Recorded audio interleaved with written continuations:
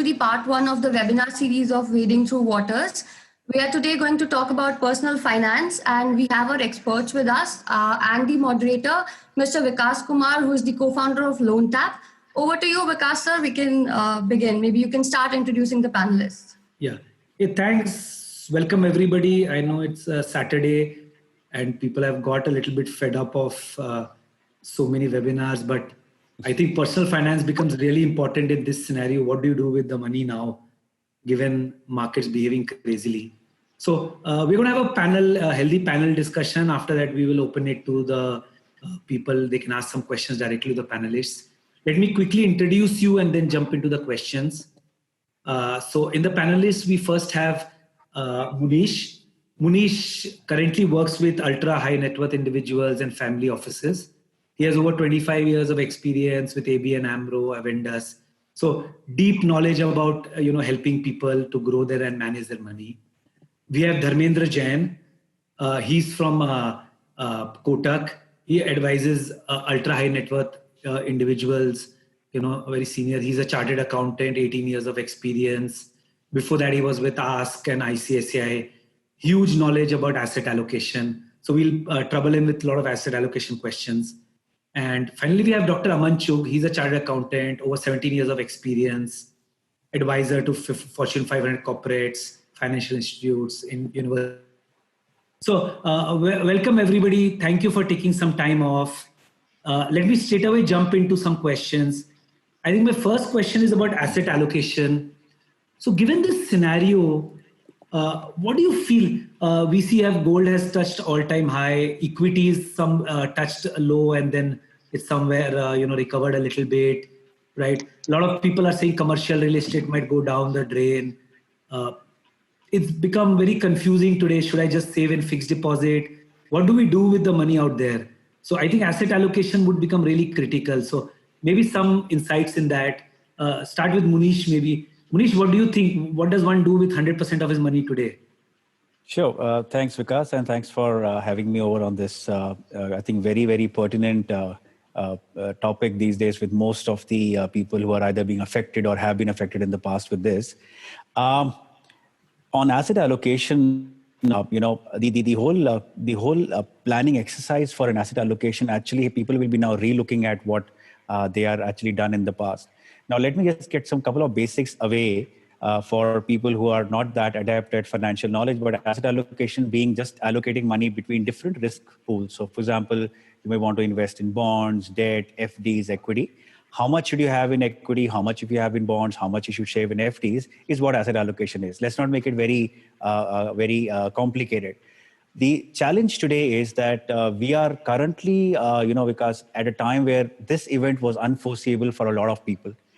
You can always plan for something using an asset allocation, but when events like today happens, you need to reassess where you are and where you want to be and how you want to come out of this. So asset allocation, what people were planning or having in their portfolios earlier, they now must be seeing a very negative on equity, and sometimes the debt part has also gotten affected lately.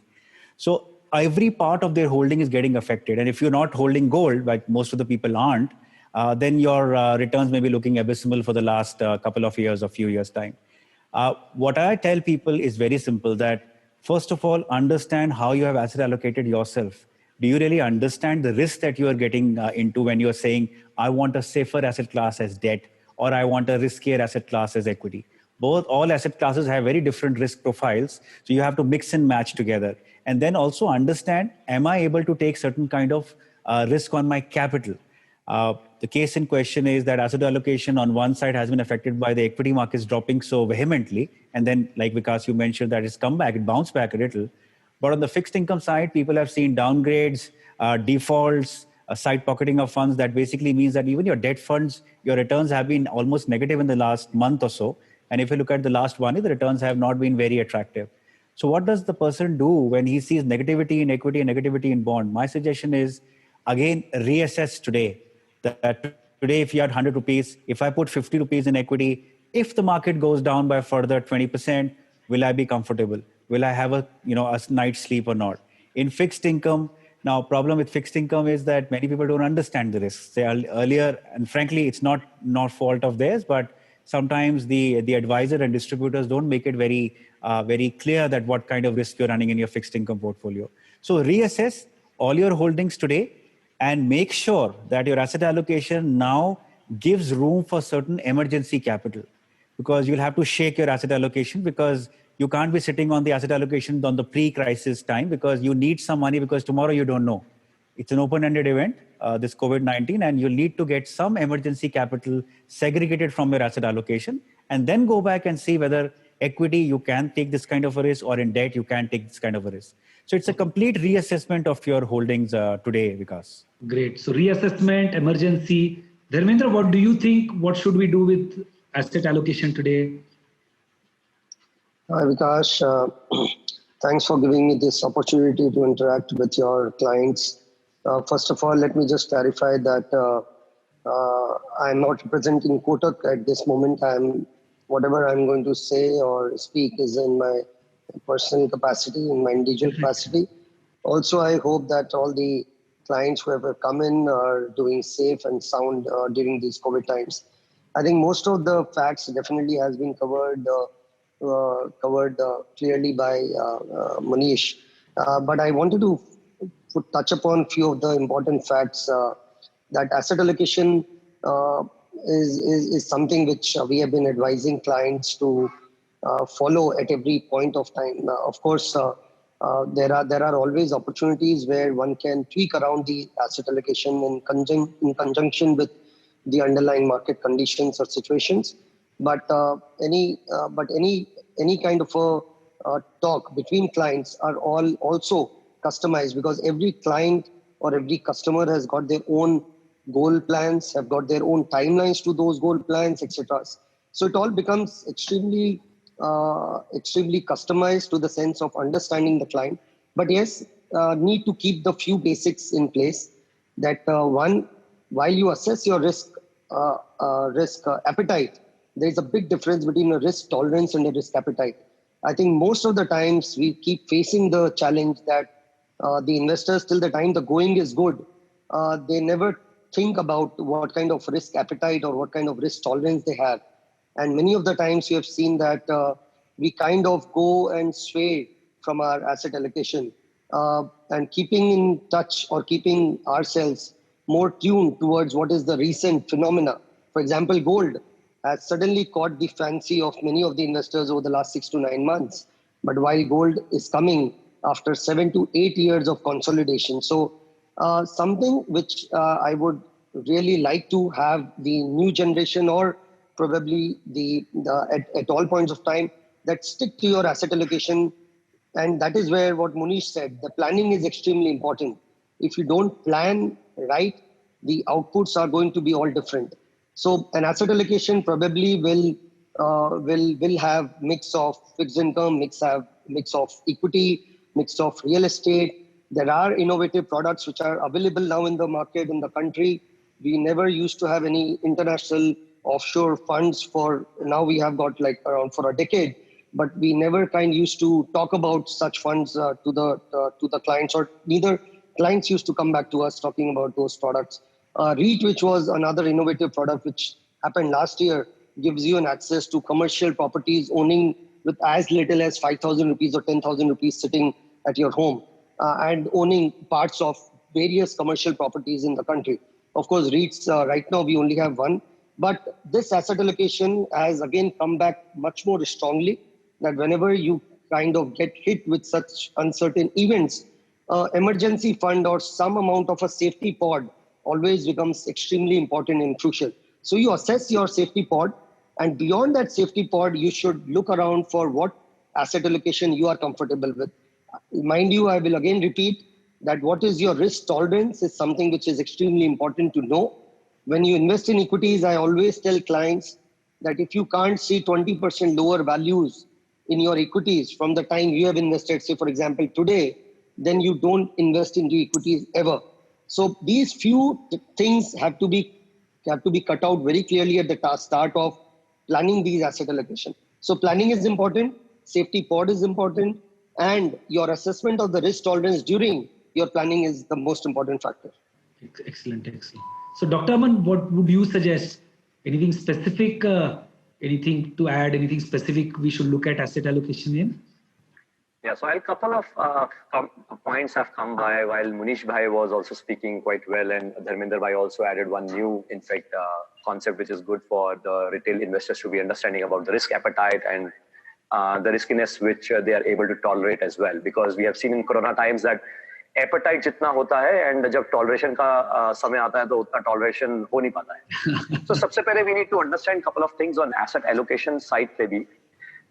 While we build up assets or maybe through allocation, which is widely commonly called as portfolio, and we tend to advise portfolios, manage portfolios, and tend to do a financial planning. But majorly, सबसे पहले investors को ये समझना बहुत जरूरी है that in Indian type of an economy, not many people who guide them on financial planning and portfolio management are majorly brokers. So they are not genuine advisors. So that means most of the brokers, they tend to sell a product which is normally close to their heart. So maybe a mutual fund guy will be willing to sell more of mutual fund in the name of financial planning or portfolio. An equity person will be more of selling equities, particularly in the name of portfolio. A real estate broker would be tend to more inclined towards selling a real estate. Hence, as an investor, we need to be very cautious in choosing as to whom are we speaking with. So one is broker who in the disguise of a financial advisor, or one is a broker who is actually a broker. So both the terminologies is ideally what the investor should know while doing an asset allocation. This is first point. Second point is, in the name of financial planning or the asset allocation, many times, what we end up doing is goal setting. Like say, for example, one person would say that I want to plan up my future when I get retired by 40 years of age. Someone would say that I want to plan the education of my child. Some would say I would want to plan the marriage of my daughter. So ideally what they are trying to do is they are mixing the two things. One is goal setting with the financial planning. So goal setting is a very small portion within a broad domain of financial planning. And the financial planning is only a small portion within a very broad domain of portfolio management. Hence, when we do an asset allocation or a portfolio management, we always talk about return. मेरे को return कितना आएगा? And there is a preconceived notion that higher the risk, higher the return. No, higher the risk, higher is my expected return. The actual return can be negative as well. तो इसलिए ये बहुत जानना जरूरी है क्योंकि normally investor क्या कहता है? Sir, मेरे को risk high चाहिए और return high चाहिए. तो broker भी क्या कहता है? Sir, risk नहीं लोगे तो return नहीं आएगा. No boss. दोनों तरफ से कहानी गलत है. ब्रोकर क्या कह रहा है रिस्क नहीं लोगे तो रिटर्न नहीं आएगा और ये क्या कह रहा है हाँ सर रिस्क ले लूंगा रिटर्न दे देना मगर कई बार ऐसा होता है when you have higher the risk higher is your expected return but the actual return can be negative as well यानी कि as an investor we need to understand that while we are able to calculate return we should be also able to calculate risk जैसे हम return को percentage में निकालते हैं 8%, 10%, 12%.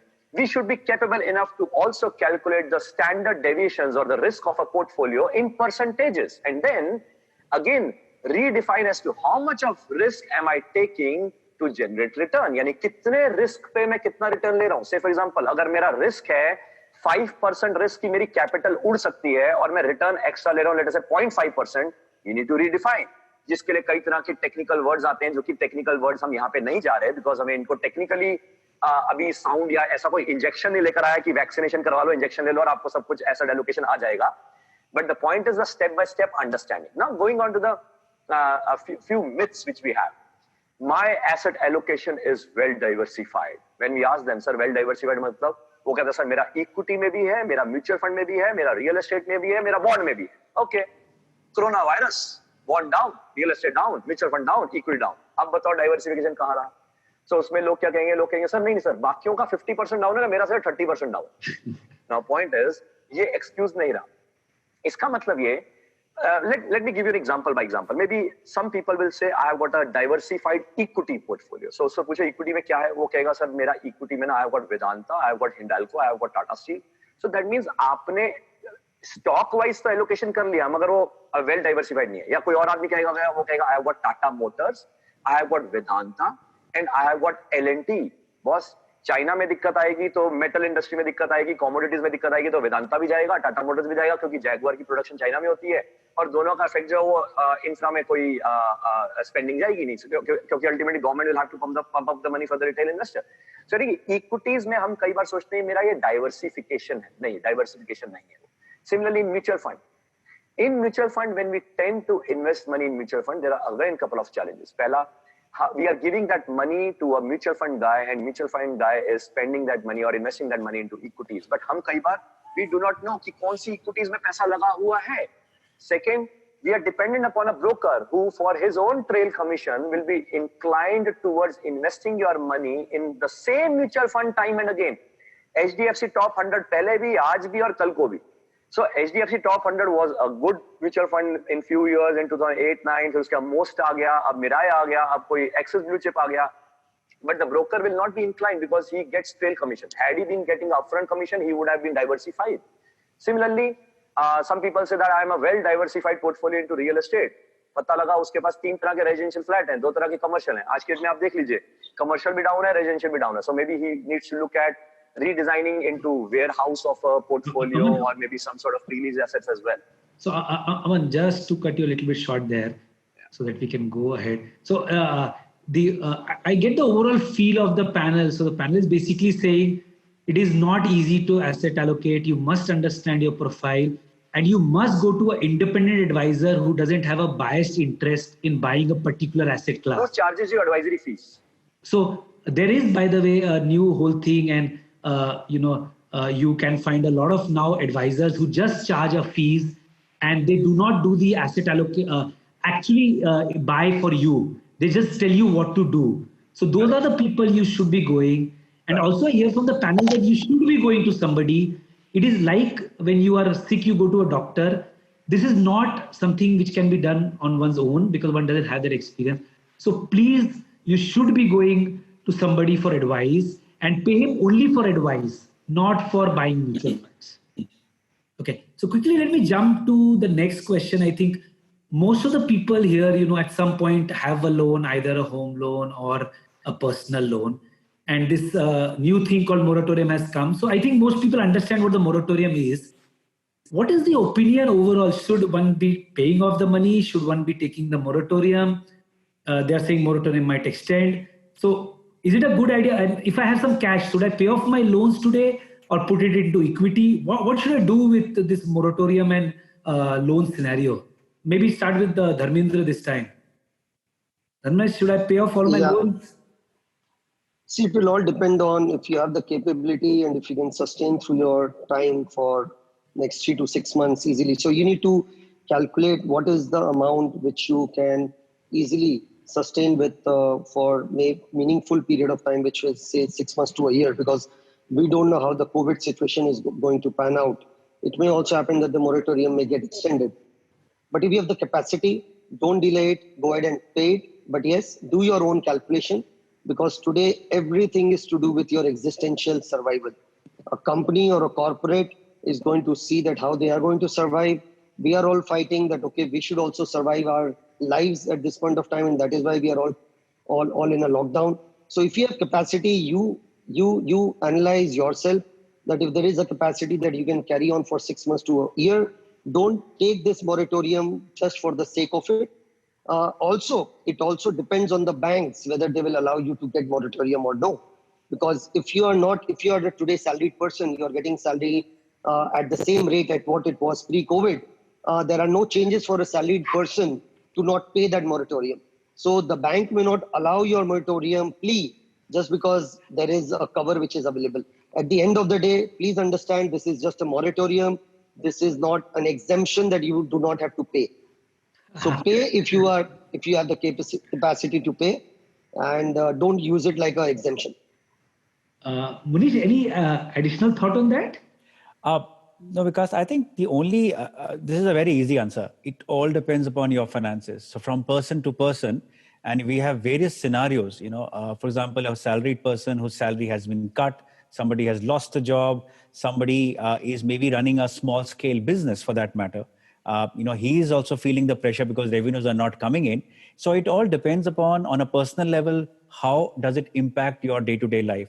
Just for example, a home loan which is for 15 years, and even if you extend it by, have a moratorium of 3 months, 4 months, and extend it by 3 months and pay some extra interest, the EMIs won't change much for an investor, for a client or an investor. But I think it's his call whether he actually needs that moratorium In home loan, he may not get affected. If he has a car loan which has been put under moratorium, yes, he may have a different EMI after the moratorium period ends. But for credit card debt, anybody has, and assuming that most young people in India use credit cards, credit card is at 36% to 46% or whatever, 42%. If that's the case, they are still adding interest to you. So it all depends upon your calculation that, okay, I can survive for the next 6 months or 7 months without the moratorium or with the moratorium, or I should pay off my credit card loans right away because, they'll be charging me 3 to 4% a month on the outstanding capital. So it's a calculation everybody needs to do for each individual. There is no answer for everybody. But yes, the least impact will be on home loan EMIs, followed by car loan and credit cards. So longer EMIs, less impact, short-term EMIs, higher interest, more impact. And credit card, you should definitely pay off. Yeah, you should.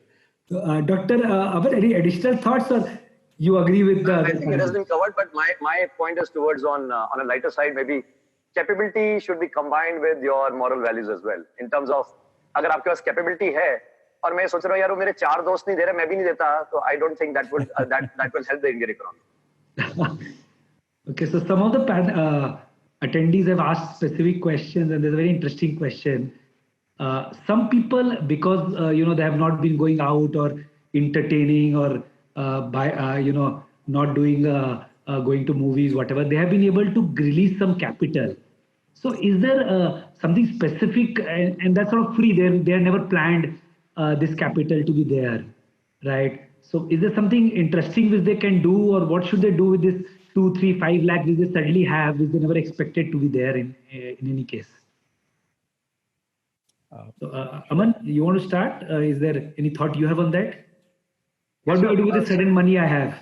सबसे पहले तो उसको ये check करो कि तेरी नौकरी बरकरार रहेगी ना. नौकरी और बिजनेस अगर बरकरार रहेगा, नौकरी में कोई थ्रेट नहीं है, बिजनेस में कोई थ्रेट नहीं है, अगले 6 महीने चलेगा, 1 साल चलेगा, नौकरी में कोई इशू नहीं है, then maybe you can start investing. So I think he needs to analyze whether this cash flow will be continuing going forward as well. Second, I think because of the coronavirus bottom, see, it's not a financial crisis bottom. It's a health crisis enabled financial crisis and economic crisis.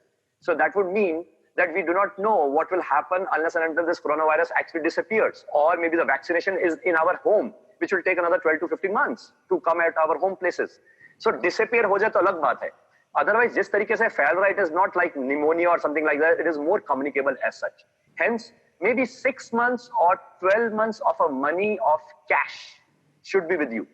So that if God forbid नौकरी चली जाती है या और scenario खराब हो जाता है, because a lot many people would not be getting unemployed as of now, but maybe in the next 3 months, if it continues to be a lockdown situation, a lot many people might lose their jobs. A lot many business houses will go off. A lot many clients will hit to force majeure clauses, and that will lead to a lot of havoc and challenges. And that would mean that we need to have at least 12 months of cash lying with us unless and until we have got very steady, strong and sound employment or business. This is a very interesting point, and I think I'll rephrase this question. So I think Dr. Aman mentioned a very interesting point. 12 months cash, straightforward answer. What do the other people feel? Should we keep 12 months for sure cash, forget equity, forget investments? बहुत घर पे 12 महीना का cash तो रहे, who knows what will happen? घर का ration पानी खाने पीने के लिए बस रहना चाहिए, मेन पॉइंट ये. Dharmendra, what do you feel? 12 महीना का कैश तो रहना ही चाहिए. No, I think, yes, this crisis is very different from what we all have witnessed in the past. I don't think that like 2008-9, we can have a V-shaped recovery, because we all came with a 4 year of great going in the corporate profitability. We have just hit a crisis at a time when we were not prepared for it, because we had seen a 2 years of a slowdown. We are not seeing any job creation on the ground, etc. So I today believe that, as I said in my previous question also, that today existential crisis is the most important crisis for anyone. So till the time you believe, and Dr. rightly said, that if you have got a cash flow coming in, if you don't see a problem, if you have got a lot of savings already, which in most of the cases our HNI segment do have, we keep asking them to take opportunities in the market. For example, we have an asset allocation model where we have gold as an advisory, where we have got international fund as an advisory, where we have got REITs as an advisory. Different equity strategy, which we believe are going to work, is also advised to them. But if your clients, or if you believe that this is a segment where they are just starting on, and I'm seeing some of the questions out there that they are also kind of talking about some small, some big challenges in their life. I think at this point of time, stay put with your cash is very, very important to sustain this 6 months to 12 months, because anything can happen. In Kotak, you guys are all well aware that we have all taken a 10% salary cut. We are one of the few banks, one of the only banks who have announced that. So from May 1st onwards, myself, I'm going to take lower salaries going ahead. So please conserve your cash. The timing is, or the crisis is going to be the part and parcel of this entire equity, fixed income, bond market going ahead as well. But please keep as much cash as possible to ride through the 6 months to 12 months of uncertain period. Munish, 12 months cash, 6 months cash, no cash? No, so the way it works, Vikas, is I think for all strata of investors, from a novice starting off with the first job, right to the biggest of family offices in India and large ultra high net worth individuals, I think the concept of expenses and living expenses is very different. So like, it was mentioned earlier that your living expenses may be much less than your luxury expenses. So just see how much money you need for the next 12 months, put them aside. And then when you have extra cash up and above and beyond that, discretionary cash, then you can do something about it. Now, what needs to be done about it is, so usually, and this you can talk to any planner, he'll tell you that for every person joining a job, you always tell him, keep 6 months of emergency expenses available to you. You may be a single person, married with young kid and all that stuff, maintain 6 months. Whenever trying times happen, you increase it to 12 months or whatever. There is no science, but you assume that in 12 months time, things will settle down a bit. We don't know in the current situation.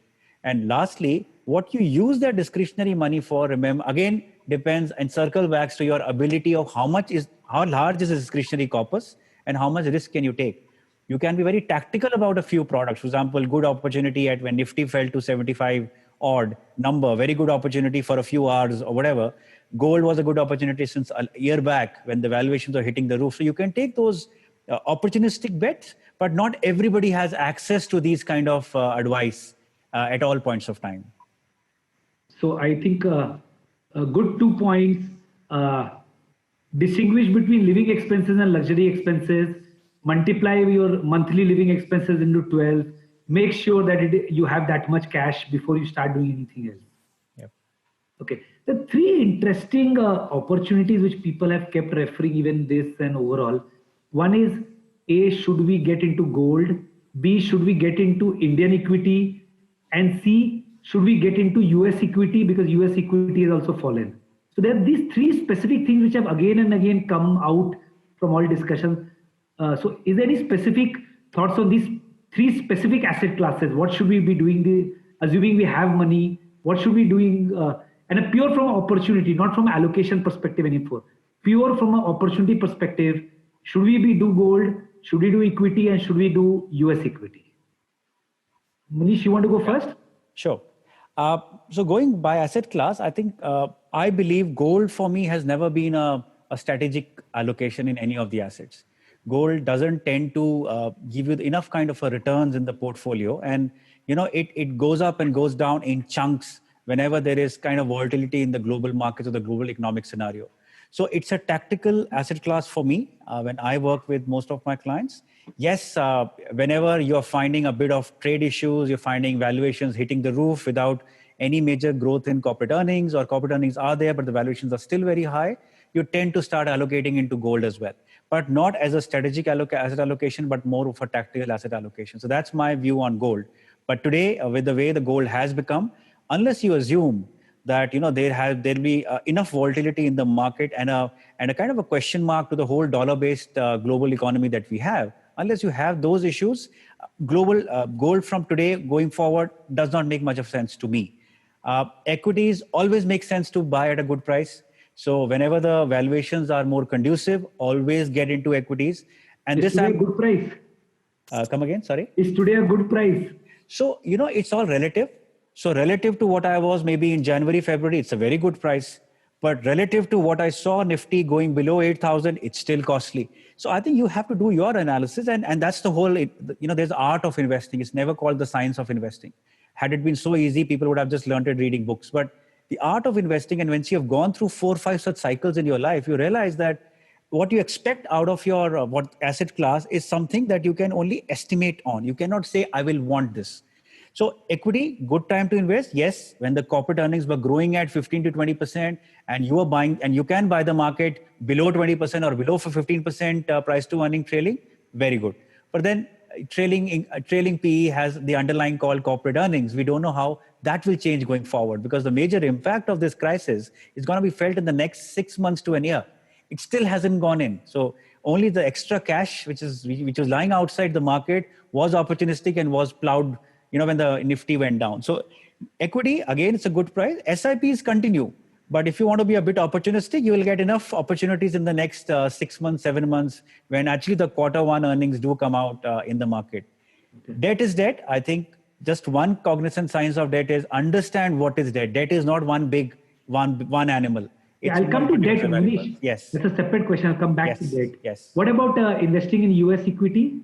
So, we've been allocating in US equity for a long time, and it's not about just the equity exposure of it, but it's also the currency exposure of it, because dollar rupee pricing plays a very important role. Sometimes you just end up making 10-12%, not because equity, US equities has gone up compared to Indian equities. It's just the dollar has become strengthened. So you need to understand why you want to get into an overseas product, specifically in the equity market space. Either you're adding a new geography to your portfolio, which is a very good reason for it, or somebody just uses it for a currency diversification. It's always good. But the thing is that you need to understand that, again, don't fall into the trap of somebody trying to sell you something which you don't know about from global side as well. Stick to indices whenever you're going outside India to the developed markets. That's my only recommendation. Dr. Aman, what do you feel on these 3 specific counts?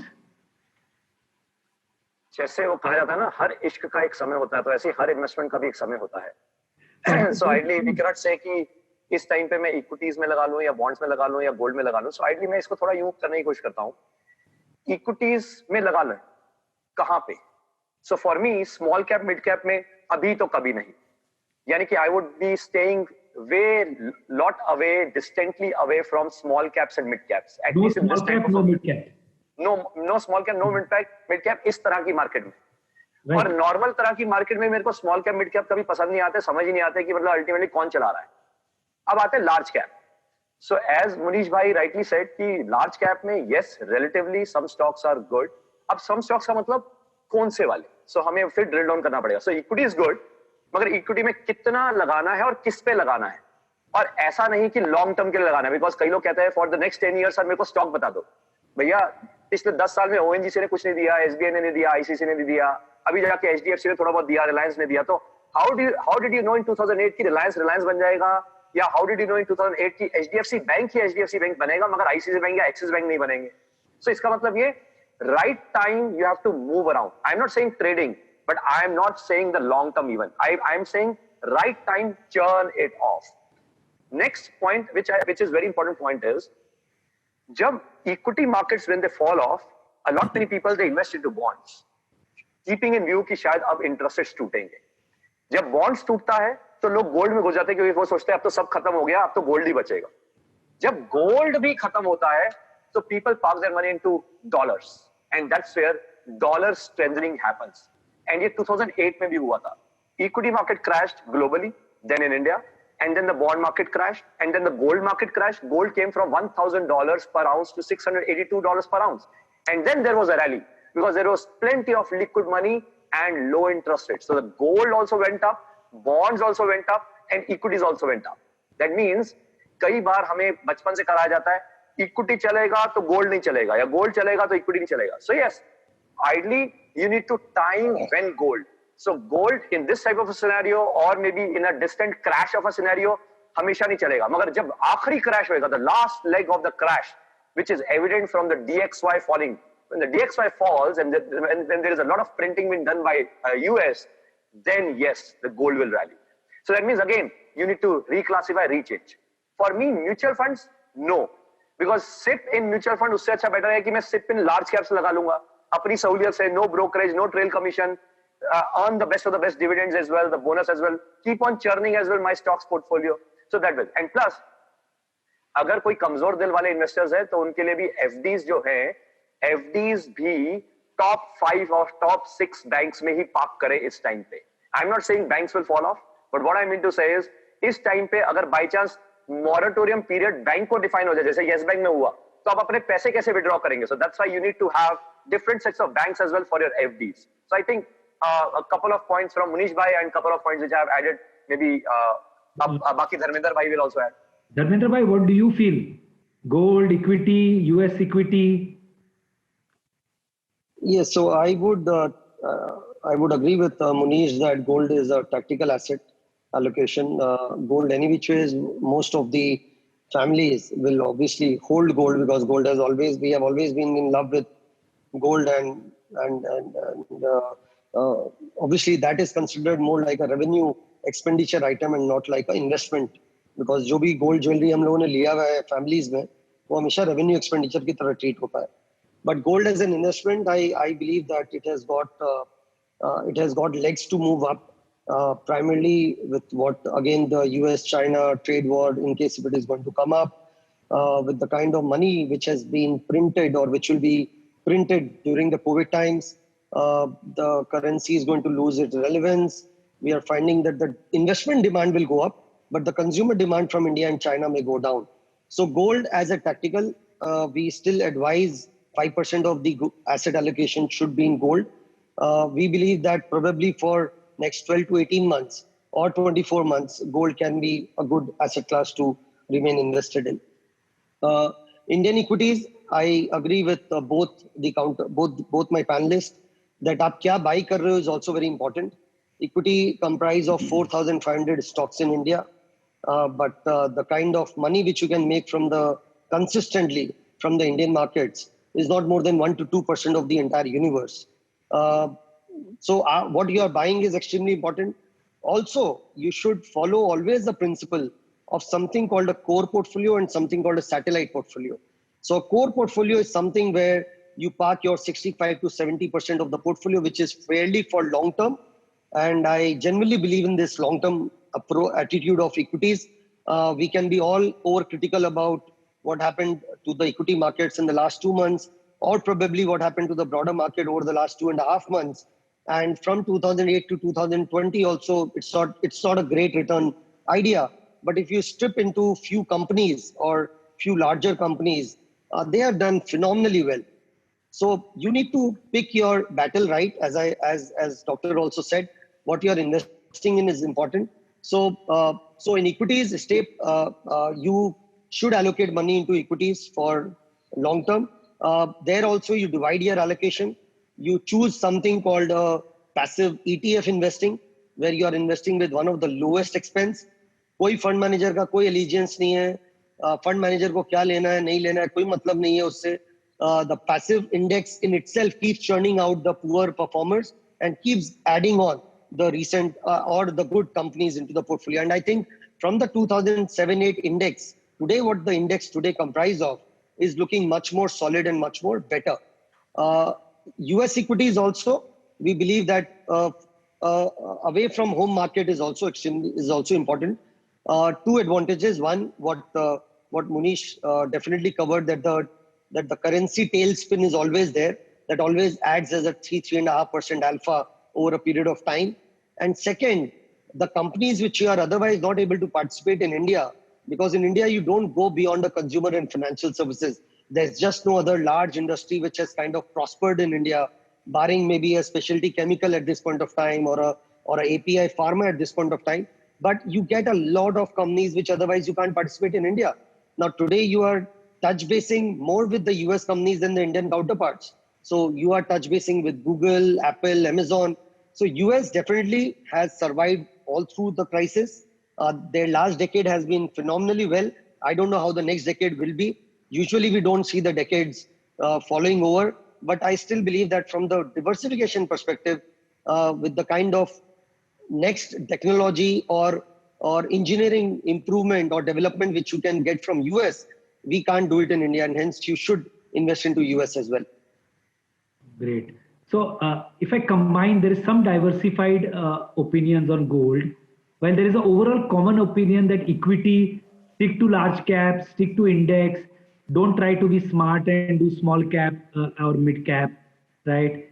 Keep safe. But again, if you see, the underlying message is always consult, understand what business, what are you doing, what is your money worth, what are your objectives, what is your risk allocation, and plan accordingly. Don't just go blindly and your friend tells you go and invest in equity, so go and start investing in equity.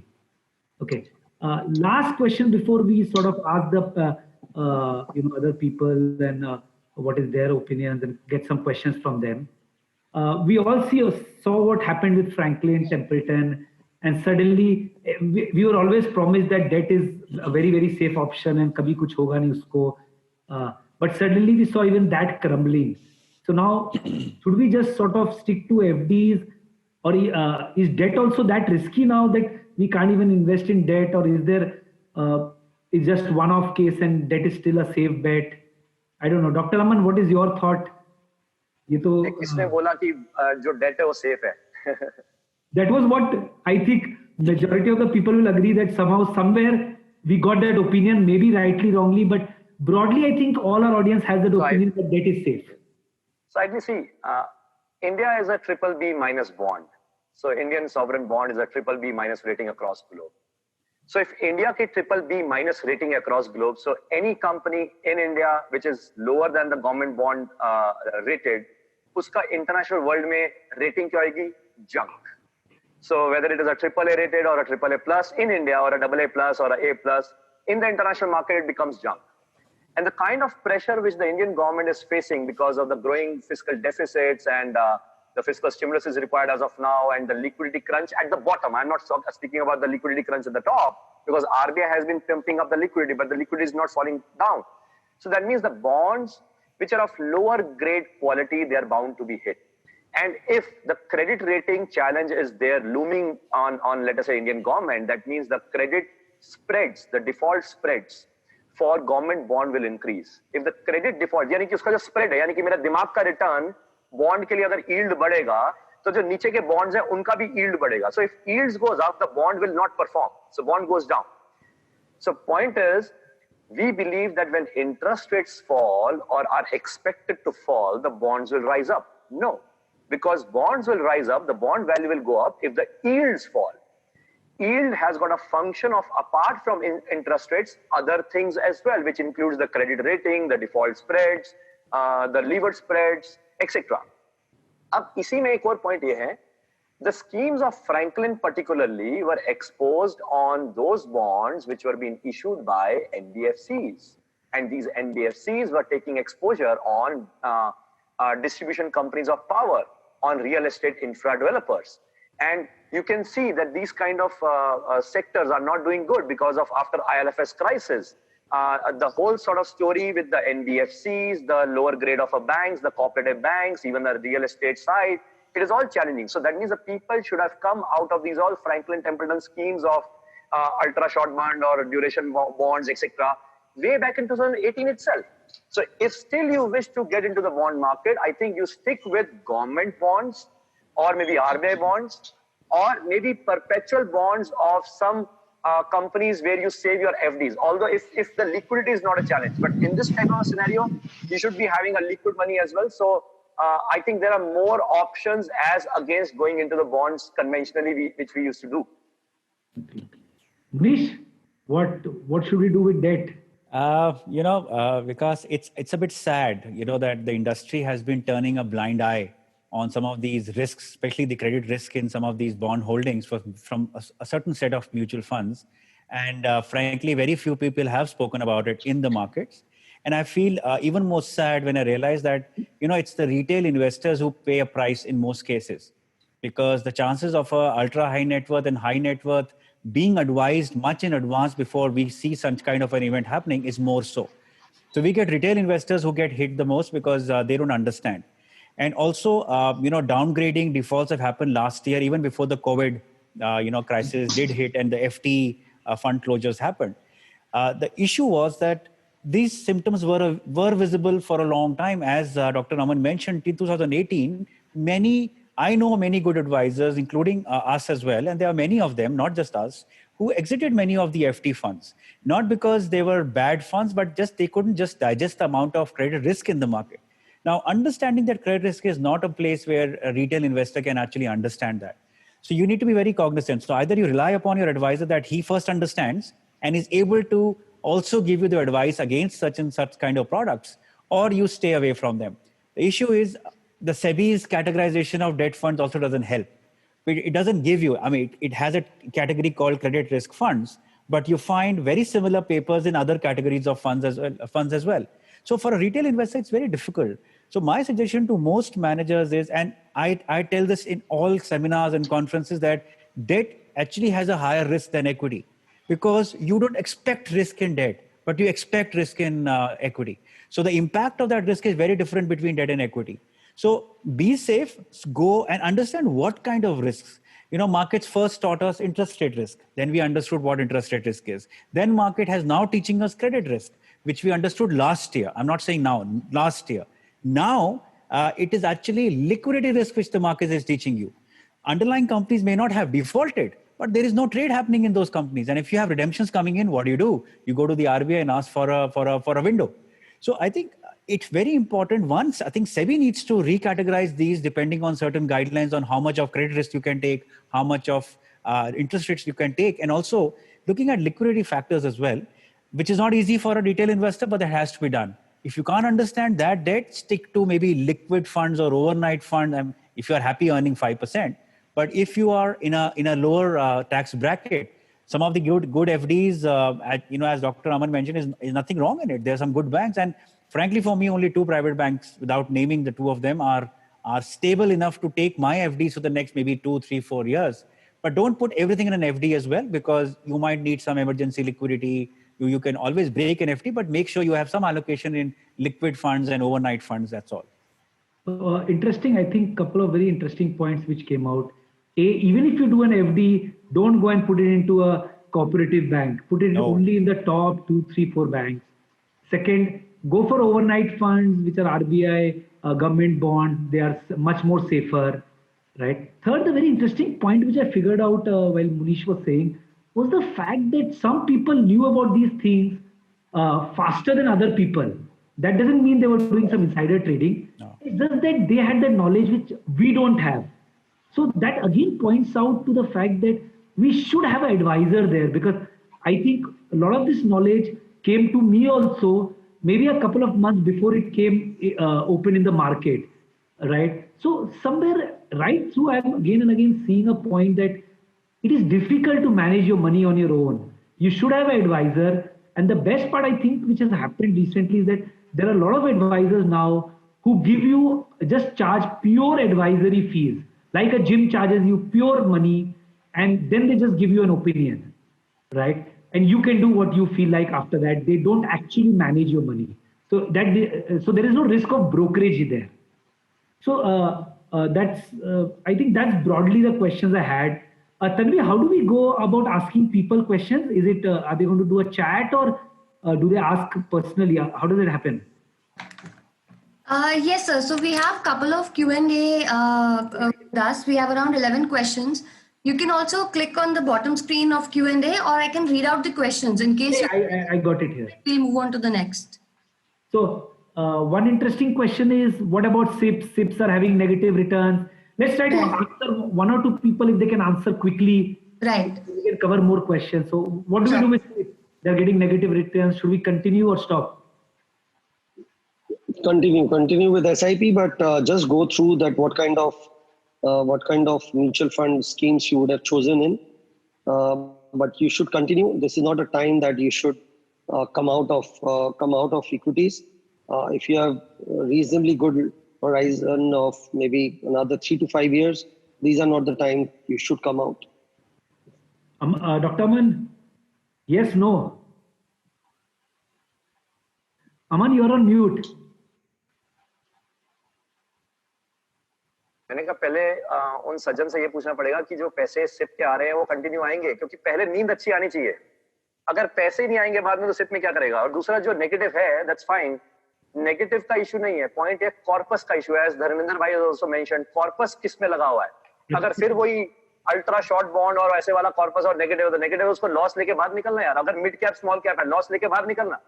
अगर large cap है, he needs to cross check कि large cap में भी कौन से stocks हैं। पता लगा स्टॉक्स का ट्रेंड चेंज हो गया, आज के दिन में कुछ स्टॉक्स ऑटोमोबाइल वाले, इंफ्रा वाले वो नहीं चल रहे, फार्मा वाला कॉर्पस है तो जरूर घुसे रहे, कोई दिक्कत नहीं, you can continue with your SIP.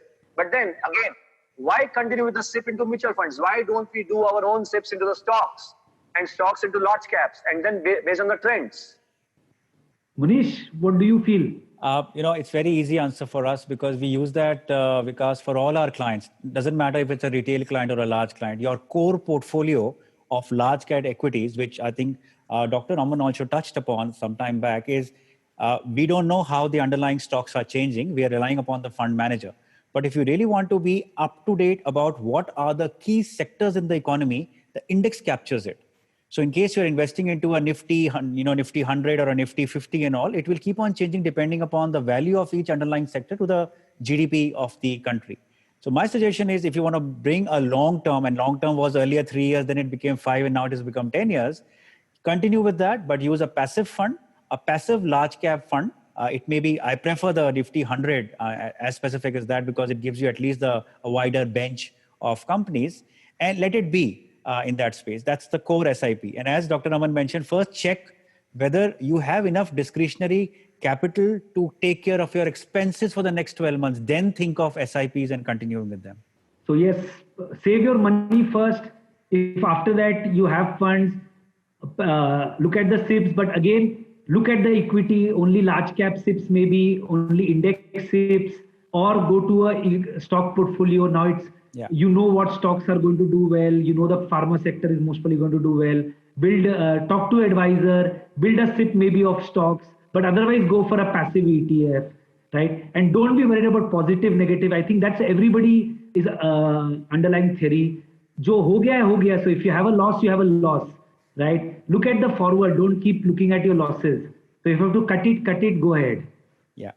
And just to add one more thing, Vikas, to it is, and this is what troubles a lot of retail investors is, even old timers, that if I look at among the largest equity funds in the country, and if I started a SIP 10 years back, the return today is in single digit. So the question always comes in people's minds, was it worth the risk that I have taken?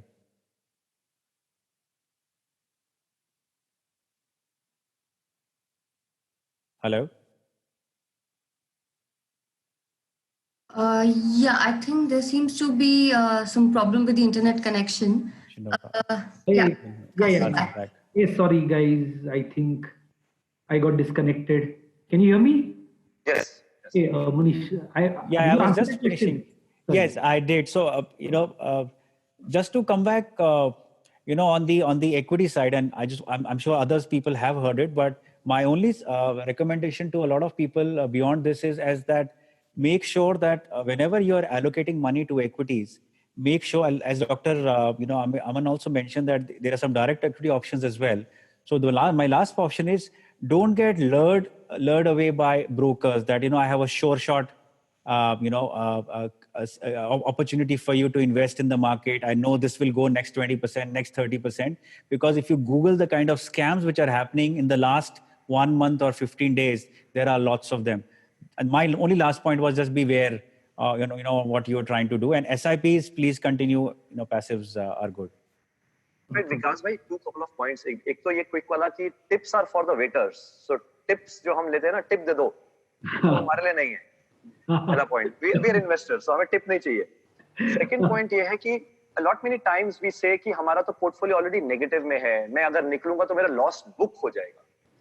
Point ये अगर loss book करके मैं उसी पैसे को कहीं और लगा दूंगा, उसके chances and probabilities much larger to go up rather than this stock जिसमें कोई ज्यादा चांस नहीं और उसके ज्यादा गिरने के चांस हैं. So it is better to book a loss, park that money here, क्योंकि जो आपकी उम्मीद है कि ये वाला पैसा वापस जाएगा, कभी तो करण अर्जुन जाएंगे, मगर कितने साल लगाएंगे. सो बेटर है कि आज यहीं से पैसा निकाल के एक ऐसी जगह लगाया जाए which has got a larger probability and a higher scalability to go up rather than to go down. And I fully agree, Vikas. Just to I generally talk to my clients saying that if you do sailing, And Dr. Aman, I don't know if you've gone sailing in Sukna Lake many times, but if you do sailing and there is a hole in the boat, you don't quit sailing. You change your boat, get a better boat, and then start sailing again. That's the whole concept of equity. Don't assume that just because you had a hole in your boat doesn't mean everything is now ended. I'll wait for the hole to magically disappear and I'll continue sailing. Yeah, that is a negative bias, I think common bias across a lot of retail investors. कि जिस share में नुकसान हुआ उसी share से profit करेंगे, नहीं तो नहीं करेंगे. सही, उसको एवरेज करते रहेंगे और एवरेज करते करते आदमी दम तोड़ देता है, एवरेज नहीं होता. Catching a falling knife sometimes. That itself is a separate topic altogether, right? We should do that someday. There are a couple of questions on real estate. क्या करना चाहिए real estate का? Commercial, private करना ही नहीं चाहिए. Land खत्म हो जाएगा, flats खत्म हो जाएंगे. क्या होगा real estate का? Dharmendra, maybe we can start from you this time. कुछ है opinion real estate पे sir?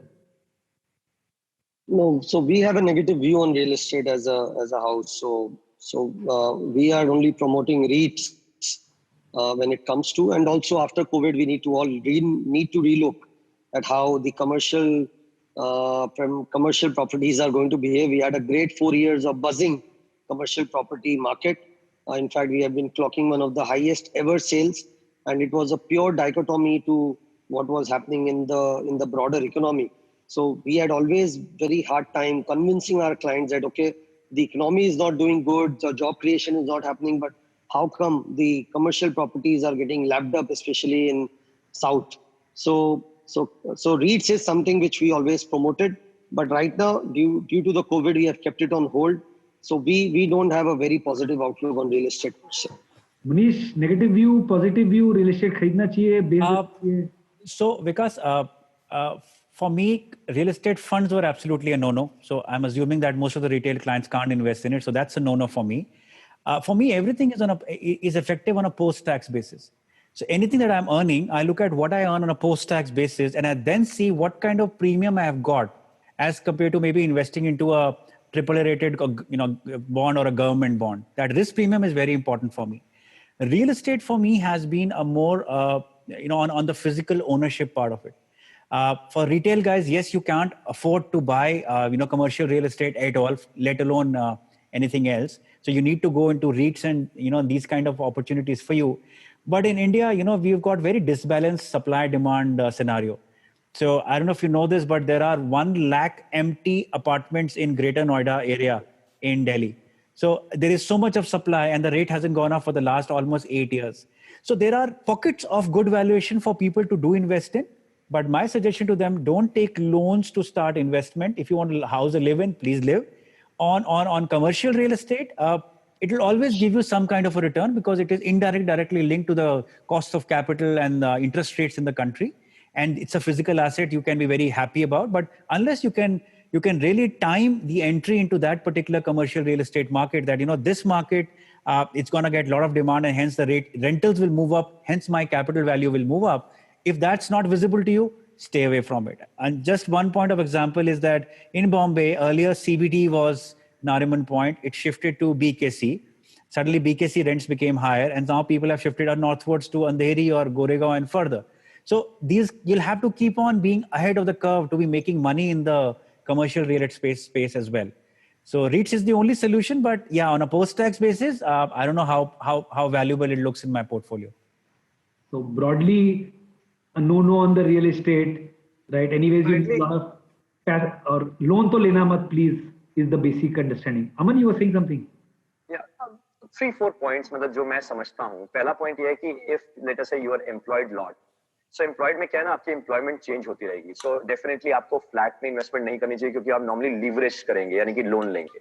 एंड उसके हिसाब से जो लोन का ईएमआई है या जो आपका एप्रिसिएशन जो आपको लगता है वो उतना होएगा नहीं जितना कि आप रेंटल देंगे तो बेटर है. एंड आप जब मर्जी अपना थैला उठा के किसी और फ्लैट में जाएंगे बेटर लोकेशन में sea facing and whatever and किसी और शहर में ट्रांसफर हो जाएगा तो एटलीस्ट आपको उसको मेंटेन नहीं करना पड़ेगा. This is one point. Second, I think since I understand that there is a lot of young audience which is listening today and मैं जानबूझ के हिंदी मिक्स कर रहा हूँ क्योंकि कईयों के कमेंट्स आ रहे हैं. I can see over YouTube की वो हिंदी प्लीज तो इसलिए मैं थोड़ा मिक्स कर रहा हूँ साथ साथ.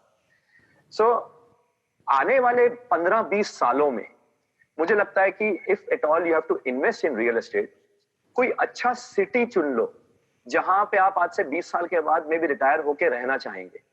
सो maybe some good city in Himachal or some hill station, something like that, वहाँ पे आप कुछ ना कुछ plot ले सकते हैं. I am against residential flats as of now, क्योंकि फ्लैट का सप्लाई बहुत ज्यादा हो चुका है, जैसे मुनीश भाई ने भी बताया, मगर प्लॉट का सप्लाई कभी भी ज्यादा नहीं होएगा. सो प्लॉट तो हमेशा स्कैर्स ही रहना है. एंड अगर एक अच्छी जगह पे ले लेंगे तो वहां पे बढ़िया आराम से मकान वगैरह गोइंग फॉरवर्ड बना सकते हैं. पहला पॉइंट ये. दूसरा, फिर भी अगर आपको इन्वेस्टमेंट करना है तो प्लॉट अगर लेने की सोच रहे हैं तो आप ऐसी जगह भी ले सकते हैं विच इज मे बी कोई ऐसा मेट्रो सिटी जिसके 100 या 200 किलोमीटर के रेडियस के आसपास आप ले लीजिए. सो सिटी के अंदर नहीं, मगर उसके 100 किलोमीटर दूर या 200 किलोमीटर दूर कुछ प्लॉट ले लीजिए, चाहे छोटा ले लीजिए, विच इज सेफ. मतलब I am talking about safety in terms of HUDA PUDA something like that approve, जहां पे अगले 5 से 10 साल में एयरपोर्ट बन जाएगा या जहां पे नेशनल हाईवे आ जाएगा. तो उस पॉइंट ऑफ व्यू से I think you need to redefine your portfolio. Again, as of now residential flat, studio apartment, commercial property no. Retail booth मिलता है तो ले लो क्योंकि वहां पे शॉप चल जाएगी. वेयर हाउसिंग में कोई स्पेस मिलती है वो ले लो क्योंकि वहां पे स्टोरेज फैसिलिटीज की चैलेंज आ रहा है इंडिया में, and then that's why the warehousing facilities will go up. So I think these 3-4 points I wanted to add on. Great. I think last take question, there are many questions, but I obviously we can't take all of them. So I'll just take one last question and then we close the discussion. What industries do you think will prosper post-COVID, assuming it is controlled in the next 3-6 months? कौन सी industries में we should see scope there? Munish, which industries will grow once COVID gets over, if it gets over? So everybody's trying to build a model. We always love, and people who have economist background, they always love to build a model. And unfortunately, I'm a maths and economics postgrad as well. So for us, we love models. But the current black swan is not allowing you to create a model of what will work, what will not work. On the visible side of things, you have industries which are already getting hit. Autos was getting hit even before COVID hit, but now it's even worse. But certain other retailers will get hurt even more. Real estate will continue to get hurt. Infrastructure to a certain extent. NBFC obviously is getting hurt. A lot of question mark on where, collection of capital and other areas. The disruption is happening in the consumer demand today.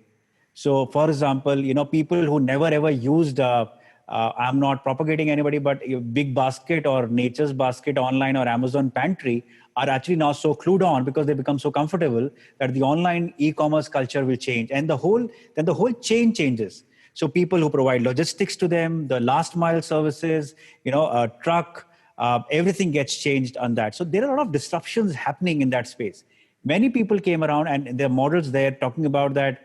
All of us use Uber and Ola very frequently, but the fear in us now will actually might push us to use our personal vehicle because we will not be wanting to use public transport as well. So suddenly you might see actually some low-end autos getting more demand compared to maybe luxury autos. So everybody's trying to build models here, but yes, disruption is here to stay. Pharma, people are saying is very good and all that stuff, but this was a knee-jerk reaction. Pharma has beaten down quite fast, and suddenly you realize you need particular drugs, hence demand has come up, but it's no longevity of demand that we see in pharma. So a lot of disruption is happening today. And the day consumer patterns change, and somebody mentioned earlier that India is a consumption-based, I don't know if it got mentioned, but India is a consumption-based economy. If consumption patterns change, all your industries in that consumption zone will get affected left, right, and center. You're already seeing that in online education. So anything which is over the internet is getting affected, is getting added up. And then understand that if this industry is getting affected, what are the ancillaries, the upstream, downstream companies which will get affected? That's the only way you'll be able to build a model. But it's still early days to that extent. Dharmendra, any specific industries you feel will do well next 6 months once COVID peters down? No, I think most of the beaten down industries such as retail, airline, restaurants, etc. We don't know how people are going to react. So as Manish also said that we can't model things for such crisis, etc. So these are something where it all depends whether we all are going to get comfortable to go back to those zones, because they have got beaten down in terms of the stock prices also I'm referring to have been beaten down completely. But I think something which is going to definitely change for companies are that they are going to adopt digital things, or they are going to adopt being more IT savvy, definitely. So companies are going to look for the ways to make things automated or to start a culture called work from home. You never know. Everyone is planning to cut down their rentals to work from home.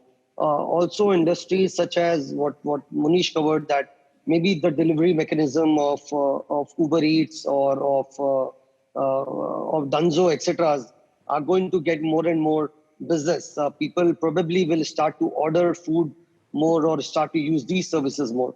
So these are some of the industry. I don't know whether this entire play of China industries or people are going to look forward to setting up industries in India. I think we always have more promise but under delivery for sure. Aman, any thoughts on that? क्या करेंगे next time? असल में दो चीजों के ऊपर answer यूं कर सकते हैं कि अगर तो आप एज अ इन्वेस्टर हैं तो शांति बख्शो, थोड़ी देर के लिए अपना मार्केट में जाके सो जाओ, थोड़ी देर, 6 महीने 9 महीने 1 साल, जब तक ये कोरोना वायरस आपका वैक्सीन घर तक नहीं आया था या फिर डिसअपियर नहीं आया था.